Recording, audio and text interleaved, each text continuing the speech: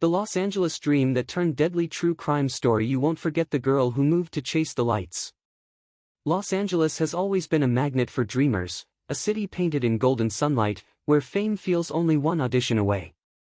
But beneath the glow of palm trees and red carpet illusions lies another truth, one that's darker, colder, and far more real than the billboards suggest. Juliana Redding was one of those dreamers. At just 21, she had everything people said would take her far: confidence, charm, and a smile that seemed to draw light toward her. After finishing high school in Tucson, Arizona, she packed her small car and headed west, chasing the promise that Los Angeles whispered to every young soul who believed they could make it.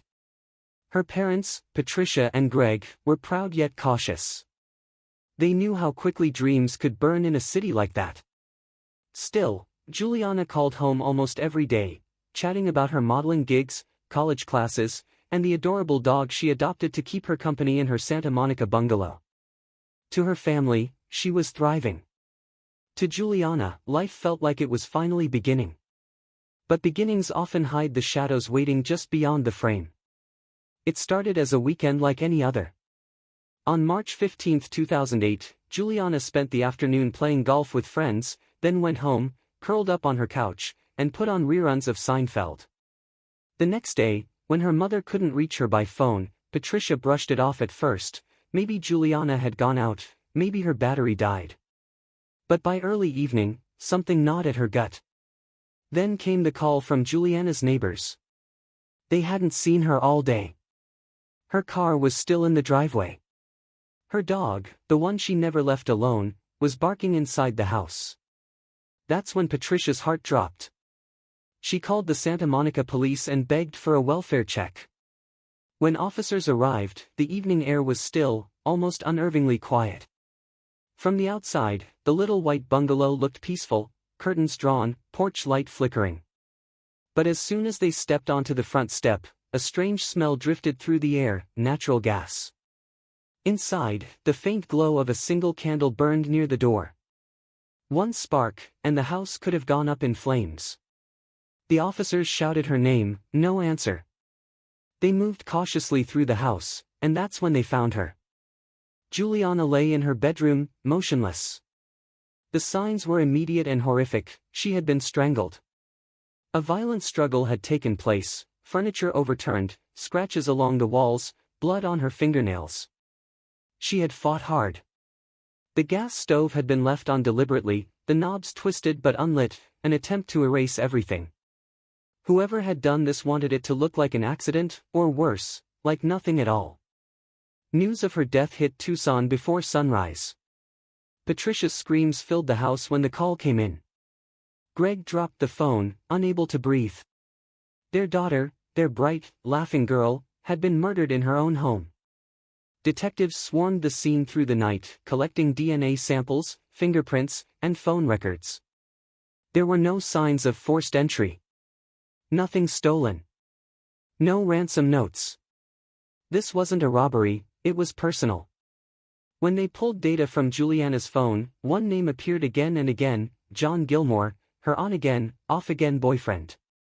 Her parents described him as hot-tempered, jealous, and once even violent. Police knew they had to find him fast.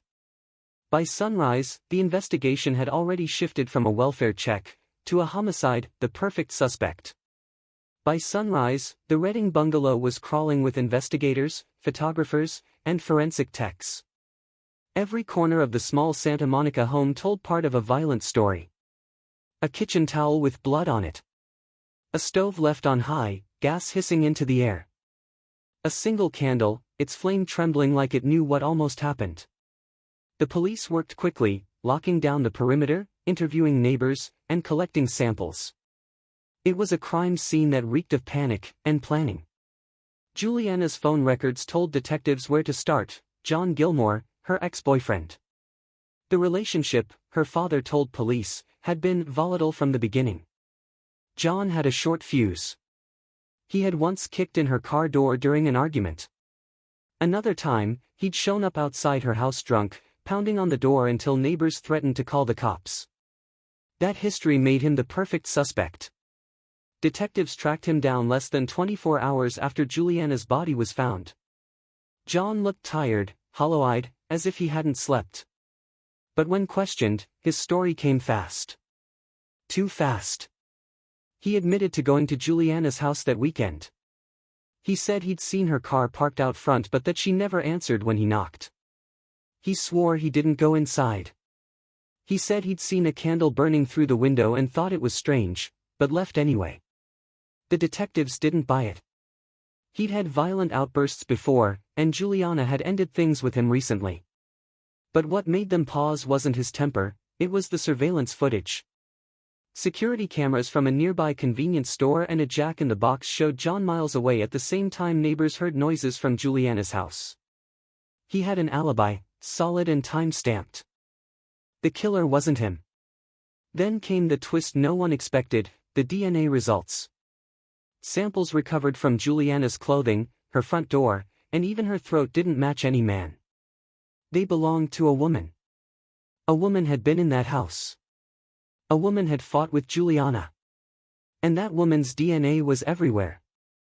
Investigators scrambled to rebuild their theory. Jealousy? Revenge? A love triangle gone wrong? They began re-interviewing everyone in Juliana's circle. Co-workers, classmates, neighbors, anyone who might know who this mystery woman was. That's when another name surfaced, Dr. Munir, a wealthy physician who owned a small chain of medical offices across Los Angeles. According to Juliana's friends, she had worked for him as a medical assistant before they began a relationship. At first, it seemed like an innocent romance. He was older, charming, successful, the kind of man who promised her luxury and stability. But the longer she stayed, the stranger things became. Juliana confided in a friend that Munir was obsessive, that he didn't like her going out, didn't like her seeing other people, and didn't like when she didn't answer his calls right away. She had once joked that he acted like he owned her. When she ended things, he didn't take it well. She moved out of his Beverly Hills home and into her Santa Monica bungalow, determined to start over. Still, Munir kept in touch, sometimes charming, sometimes cold. He even stayed in contact with Juliana's father, who had been helping him with a business deal that fell apart weeks before her death. That failed deal would soon become one of the biggest motives in the case. When police tried to contact Munir for questioning, they learned something chilling: he was gone. He had left the country just days after Juliana's body was found. Detectives began to suspect that he hadn't acted alone, that someone had been sent to do his dirty work. And when they pulled up records of the women who worked closely with him, one name kept coming up: Kelly Supak, a tall, intimidating woman who had handled his real estate transactions and, according to several witnesses, his problems. Kelly wasn't just his assistant. She was his fixer. And soon, police would discover her DNA on nearly everything inside Juliana's home. The question now wasn't who killed Juliana Redding. It was why. Justice that never came. The case against Kelly Supak unfolded like a movie, one so strange, so layered in betrayal, that even the detectives who worked it said they'd never seen anything like it. Her DNA was everywhere inside Juliana Redding's home, on the front door, the phone, the kitchen counter, even under Juliana's fingernails. The lab results were undeniable. It was her. Investigators believed Kelly hadn't acted alone. They suspected she had been working for Dr. Munir, Juliana's former boss and lover, the man who'd once promised her the world, only to become the center of her family's nightmare. When police tried to question Munir, he was already gone, having fled the U.S. just days after Kelly's arrest. His trail ended in Lebanon, a country with no extradition treaty with the United States. From there, he was untouchable. But Kelly wasn't. She was arrested quietly outside her Beverly Hills condo. When she stepped into court, reporters filled the room, cameras flashing like lightning. The woman accused of murdering a young actress in her prime stood tall, emotionless, almost defiant. The prosecution had a mountain of physical evidence. The defense had one strategy: create doubt. They claimed the DNA was transfer evidence. That it might have been moved indirectly, through a towel, a piece of clothing, or another object Kelly had once handled at Munir's home. They said there was no witness placing her inside the bungalow that night, no security footage, no confession. Their theory? Kelly had never even met Juliana. Prosecutors fired back. They showed that Kelly had called Juliana's workplace days before the murder, pretending to be a client, likely to confirm where she lived and when she'd be home. They revealed that Kelly had received over $1 million from Munir over the past year, money they believed was payment for handling people who crossed him. It painted a chilling picture. Juliana had broken up with Munir and her father had cut business ties with him. In Munir's eyes, both were betrayal.